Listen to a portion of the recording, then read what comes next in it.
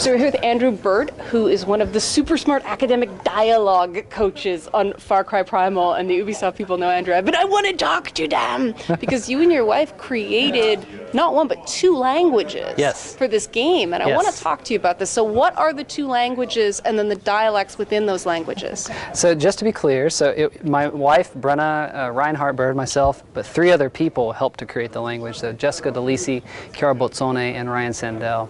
But yeah, so what we did was we made these two languages, Winja and Azila, and Winja is spoken by the Wenja tribe, but also by the Udam, who have their own dialect. Now, the Udam are a less evolved form, a more primitive form of man. So how does that affect the dialect of Winja that they speak? A lot of this is reflected in the dialogue, so they use shorter sentences, they use fewer well-formed grammatical forms, things like that. One thing also, in the beginning, we had thought that the Udam tribe would be more Neanderthalish. So we looked into how did the Neanderthals speak. It's not certain that the Neanderthals had language. It's likely, but it's likely also because they had large cavities down here that they spoke really loud and also perhaps really high. Now, that is something that you probably shouldn't put in the game because it would just sound comical, right? So what we wanted to do for the Udam is to make it so that everything they say was really intense. So to give you an example, in Wenja, to say, I speak Wenja, you would say Winja Wadham. So it's just normal. And Udam would be something like Winja Wadham. And like we wanted so that every syllable that was said, it was like they were thinking about it. Because it's a little bit foreign to them? Yeah, and you know, initially we had thought that perhaps they were speaking a pidgin version of Wenja, but we wanted to make it so that because they were a less advanced tribe and probably cognitively not quite there, we wanted to make it so that they looked like they were thinking about every syllable that they said. But was it designed like a pidgin or a patois, or was it designed like a dialect? So initially, we had three prototypes. Okay. So and each tribe initially spoke a different language. The Wenja spoke Proto-Indo-European. The Azila spoke a southern version of Proto-Indo-European. For those of you who know anything about Indo-European languages, that is ancient Indo-European languages, we made it kind of like Hittite. And I don't know if you know about the Hittites? Yes. Okay, cool. So I love Hittite. And Hittite's actually really important for the creation of the game because a lot of the grammatical structures you see in Wenja, we actually based off of Hittite. Oh, that's interesting. Yeah. Okay. So, and then the Udam spoke a pidgin of Proto-Indo-European. Okay.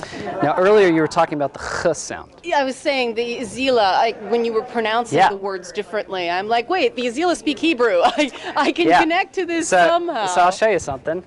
My mom will probably get upset, but So, this is what is called a laryngeal. Okay. And I got this tattooed about a year ago.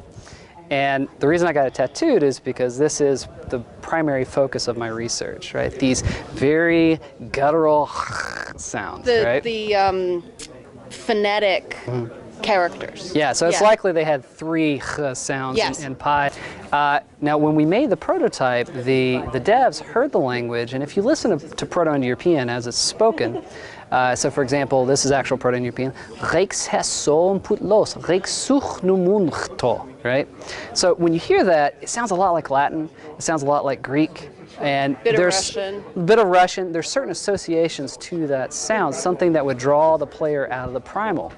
But the pidgin that was made sounded, to the developers, sounded very much like what they expected to happen. So what we did was we pushed the Proto-Indo-European to the Azila, and we made it so that the Pi spoken by the Wenja and the Udam was actually going to be an earlier stage of Proto-Indo-European. So there are certain things that we saw within Proto-Indo-European. We're like, okay, those are really old features.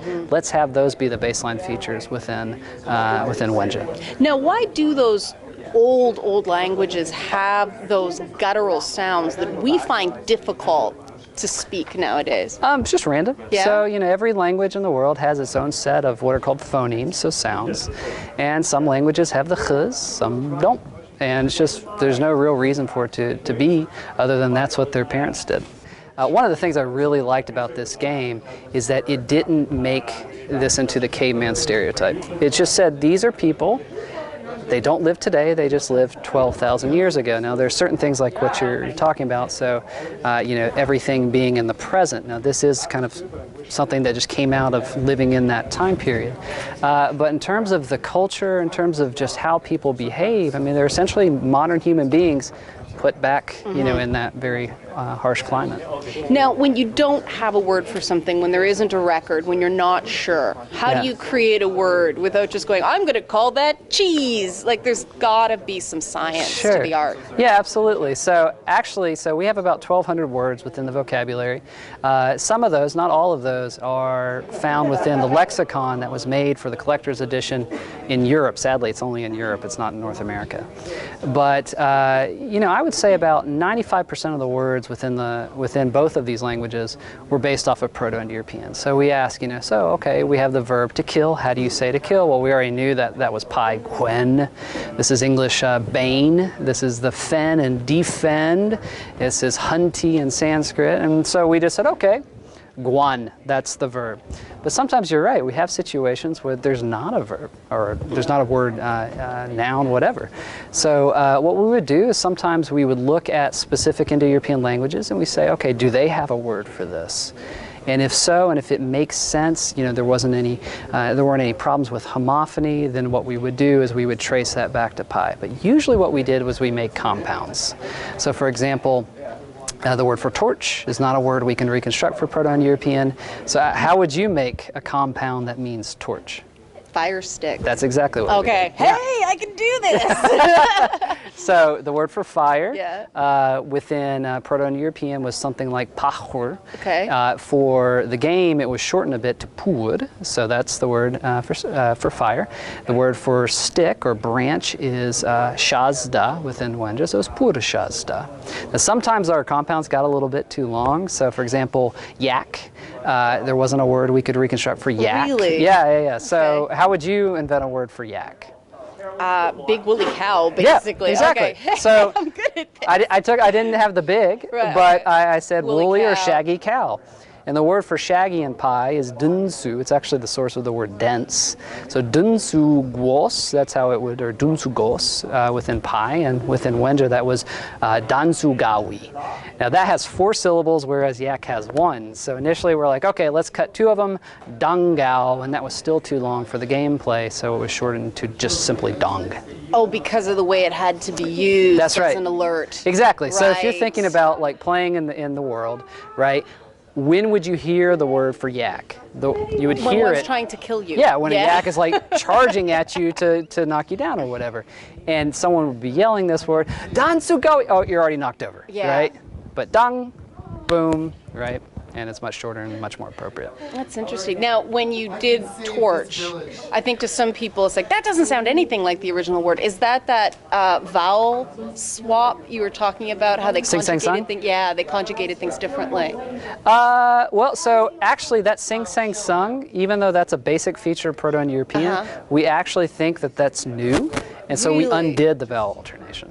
Really? Yeah. So, for example, the word to sing in Proto-Indo-European was something like senggu. This would have alternated senggu, songgu, sungu. That within Wenja, would have just been sangwa. So no alternation at all. Was that partially to make it easier for the actors? Nope.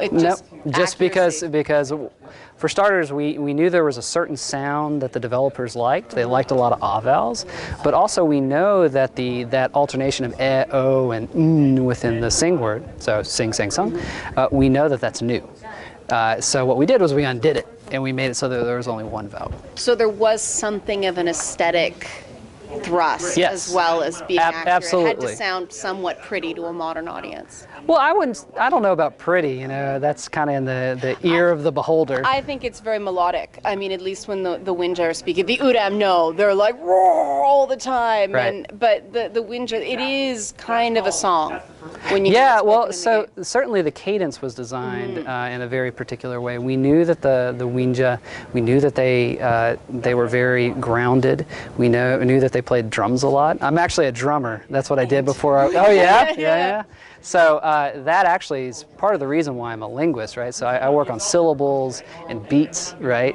So I have a whole book called the Indo-European syllable, right? So this is what draws me in, and when so I'm thinking about the rhythm of the Wenja, I wanted it to sound like a drum beat. Yeah, Right. so Winja Wad Hum. Not Winja Wad Hum, something like that, but So not Winja Wad Hum. tonal. Yeah, but if you listen to Azila, so if you say I speak Azila, you say Hisilach werchmi, right? And so the cadence actually is very much like this, and this goes along with the Azila character. So as Footy was talking about earlier, the Wenja are always grounded, and they don't use any more motion than they have to, any more energy than they have to. But the Azila kind of float through the air, and that's what the cadence is like. And that's actually what Proto-Indo-European was like. That's really interesting because my point of contact for that is Egyptian versus Lebanese belly dancing. Okay. Lebanese is all down to the ground. Okay. And so they're thrust Wenja. upward or go up Yeah. is considered tardy Huh. in Lebanese belly dancing, but Egyptian is all up on the balls of your feet, and everything is thrust up, and it's the silks, and it's very proud. Huh. And it almost seemed like the same replication happened through language and gesture through what you were doing, and I can't help but think there's a similar cultural bed for that. Maybe. Yeah. It's really hard to say. Yeah. Right. This is, of course, a made-up culture, right? Made up for this But it sounds specific like game. you put a lot of thought Oh yeah, into that just it. because it's made up doesn't mean we didn't think a Exactly. lot about Yeah. it. But yeah, there is this big overarching question throughout the game, at least throughout the production of the game. What does primal mean, right? Yeah. Does primal mean what we think primal is? Of course, there are anthropologists and archaeologists and linguists who know a bit about it, but we don't know everything because they're dead, right? We can't talk to these people. We can't look at how their gestures are.